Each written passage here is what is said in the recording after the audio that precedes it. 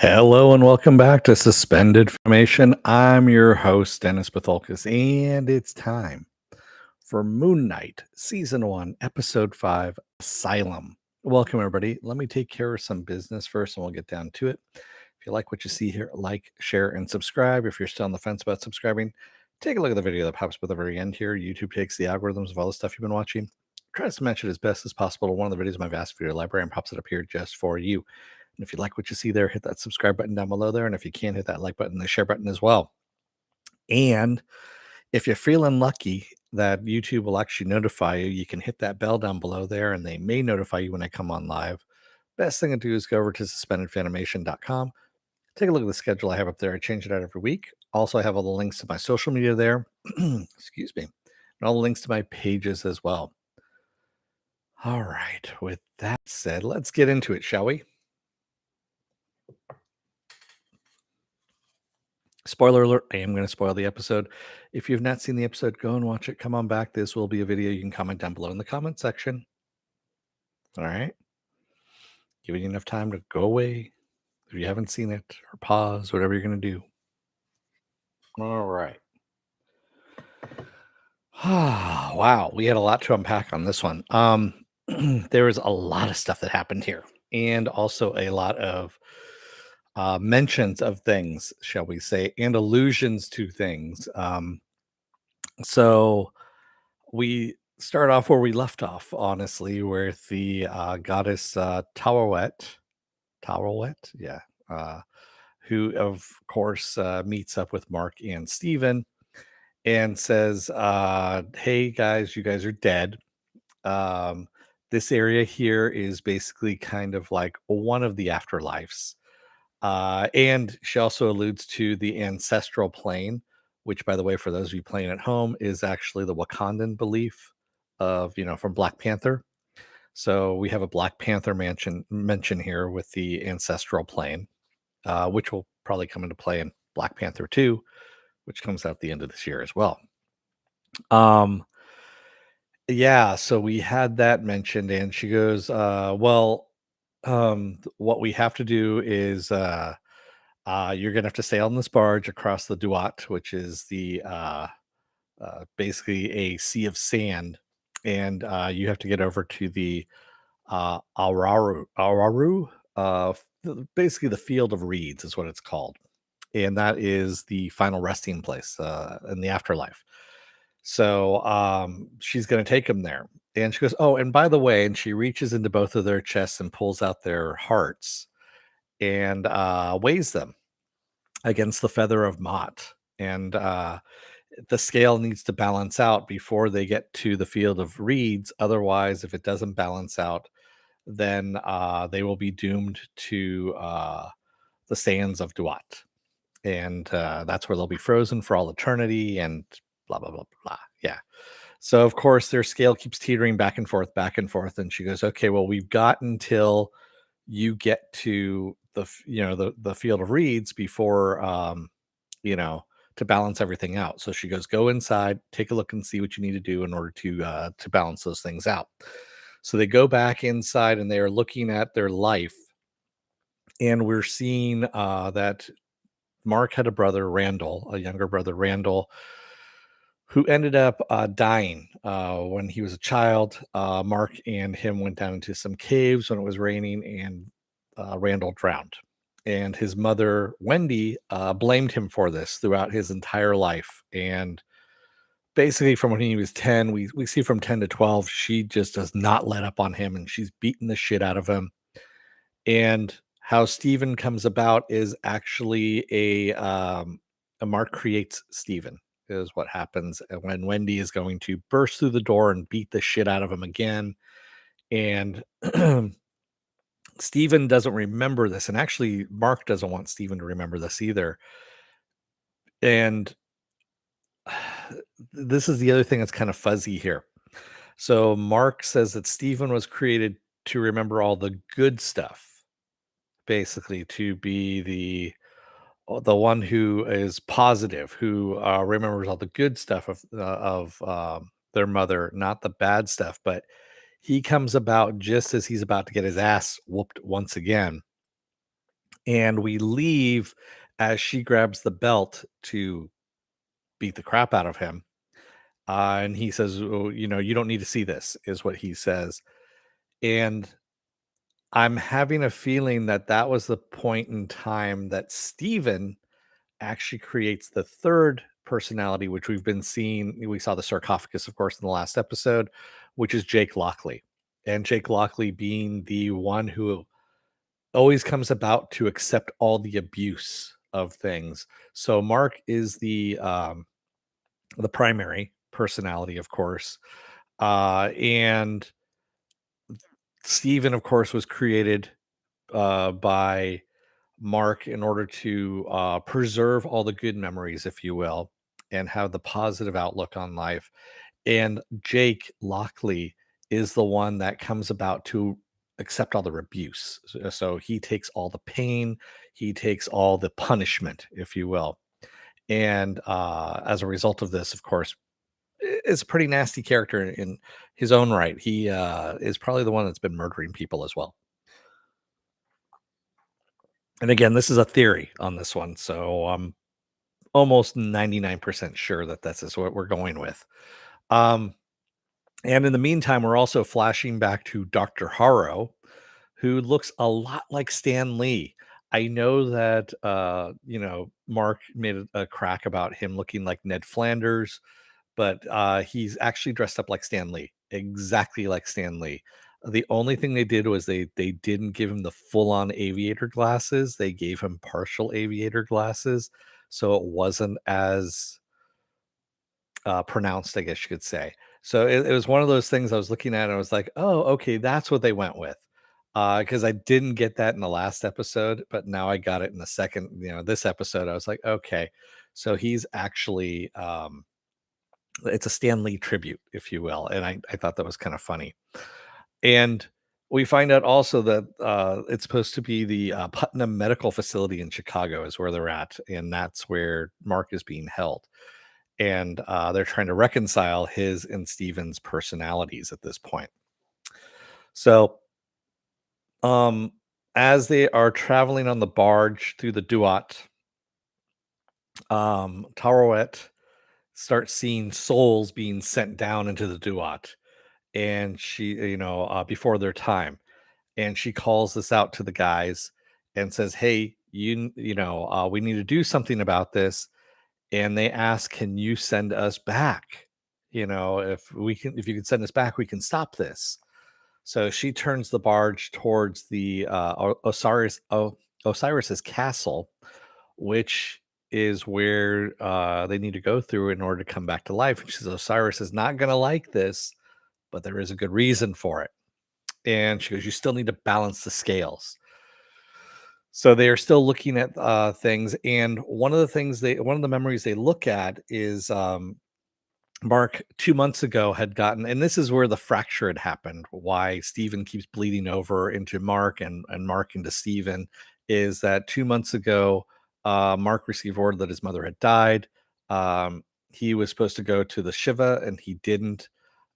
He stands outside, or we think it's Mark that's standing outside drinking, waiting, will not go into the house.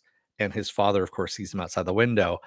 I have a feeling that that's Jake because they both look through the window of that memory and neither one remembers being there. Neither one, they're looking at that and they're like, "Huh, what is this?" Is what they first say. "What is this?"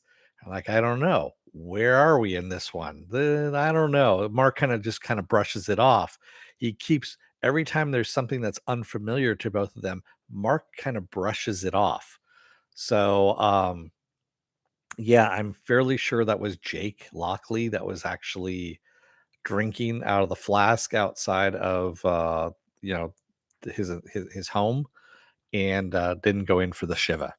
And of course, that's where the mental breakdown happens, and we end up having Mark starting to bleed over, Steven starting to bleed over into Mark, and Mark bleeding over into Steven, and of course Jake taking over every now and then as well whenever the pain is too much.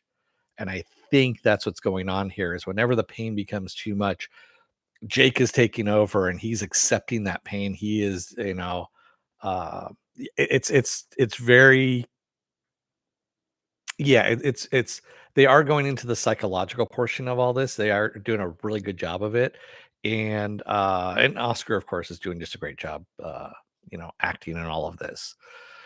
So, oh, and also Mark sees all the people that he has killed as Moon Knight, under Khonshu's service. We also see how he becomes Moon Knight. We see that his old military officer, Bushman, who became a mercenary, he was working for Bushman. Bushman is the one who killed Layla's father and left left Mark for dead, had shot him. Mark crawled into Khonshu's temple, if you will. And that's when he was going to end it. He had his gun underneath there, and Khonshu gave him the deal: if you become my avatar, I'll heal you. And that's what happened there. And that's how we see that happen as well. But we also see Mark recognizing all the different people that he's killed. They all look like zombies sitting in a cafeteria. And at one point, they start coming out of the sands of the Duat, climbing aboard the barge to take them because the scales are not balancing. They're getting closer and closer to Osiris's castle at this point. And so Mark starts fighting them, and he tells Stephen to hide. And Stephen goes, "Wait a minute. If you know all of this, I know all of this as well." And so he actually takes a bat and starts beating the shit out of the zombies, the sand zombies, if you will. But he pays the price because he ends up getting taken over the side of the barge. And as he's running towards the barge, trying to catch up to it, he freezes into the sand. And miraculously, the scales all of a sudden balance. And there's still two hearts on there, by the way, if you notice. There are still two hearts on the scales. Steven's heart did not disappear when he froze. So the scales balance out. And what ends up happening is instead of going into Osiris's castle, Mark ends up in the field of reeds, and that's how we leave off the episode. Is with him in the field of reeds at that point, and it's a big what the fuck is going on, because is Steven now forever frozen in the Duat, the sands of Duat? Is Mark now actually in the afterlife in the field of reeds? What the fuck's still going on with the Putnam medical facility in Chicago? Is that actually a reality? Plus, there's also the real world that we have to deal with, where Layla's still there, and also how has Amit been awakened already? Is Haro starting to start reaping souls, or is he actually just using the powers? His power growing enough where he is starting to send souls down to the Duat itself. So we've got all this stuff going on. Um, Yeah, we'll see what's going on here. And also the other thing I have to say, Taweret is not the boatman who is supposed to take souls to the field of reeds. So that was just kind of a weird thing that they had done, considering that she's a fertility goddess and a goddess of resurrection as well. So it was a weird thing to have her piloting that boat to the field of reeds, because that should be Anubis, honestly, at this point. Getting a little geeky on you guys here for the Egyptian gods. So that one kind of threw me for a little bit, and I'm like, I'm trying to see why they're doing this, but I don't know. So very much looking forward to next week, to the season finale, or well, the series finale. Let's just face it, because I don't think they're going to do a season two of this, or who knows? They might shock us and might actually do a season two of this. I would like to see a movie, quite honestly. Um, but yeah, we've got, a lot of information here and not a lot of answers. So yeah, but again, I should say no. We did get some answers, like how he was created, why, um, and then also how his personality fractured, because um, that is textbook, how his personality is fractured by child abuse, also military stress in the military, things of that nature, kind of add to it as well. It's a very textbook approach to personality disorder and fracturing. So I read up on it a little bit, so that's what all the experts are saying. I'm not an armchair doctor or anything like that. That's just what I've been reading. So, all right. With that said, what else do I have going on for the rest of this week? Well, I'm off Thursday, Friday, and Saturday. Sunday, I will be back. It's probably going to be an Is It Worth? No, it's probably going to be a Sunday edition of Is Saturday Morning Blast Off. There we go. Ah, sorry, it's been a long week already. So that's probably going to end up doing is Sunday morning blast off is what's going to happen there on Sunday. Monday I'll be off. Tuesday will be another episode of Is It Worth My Time? And I don't know what I'm doing. I might do the Nick Cage movie. Yeah, that's out in theaters right now. I'll probably go and see that over the weekend or something, and then I can do that on Tuesday, and then of course Wednesday will be the season finale of Moon Knight. There you have it. So, thank you to well, there's a couple people there I see floating around that are lurking around. Thank you to people that are watching, especially out there. I see you out there. If you're still on the fence about subscribing, take a look at the video that pops up at the very end here. YouTube takes the algorithms of all the stuff you've been watching and tries to match it as best as possible to one of the videos in my fast video library and pops it up here just for you. And if you like what you see there, hit that subscribe button down below there. And if you can, hit that like button, the share button as well. And if you want to know when I'll be on live again next, go over to suspendedfanimation.com. Take a look at the schedule I have up there. It changes out every week. Also, I have all the links to my social media there and all the links to my pages as well. All right.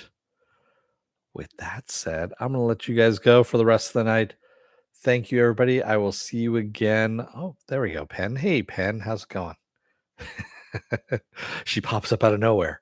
Thanks, everyone. I will see you again on Sunday. Until then, don't let the door hit your ass on the way out. Otherwise, you may wind up on a barge out in the Duat, and you might end up in the field of reeds unexpectedly because shit needs to balance out on that scale. And if it doesn't, then you end up in the Duat anyway. And it's a it's a whole thing.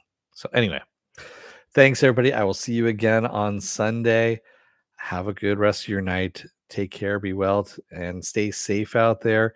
Get those shots, get those vaccine shots as well. They do work. And I will see you again on Sunday. Have a good rest of your night and have a good one. Thanks, everybody.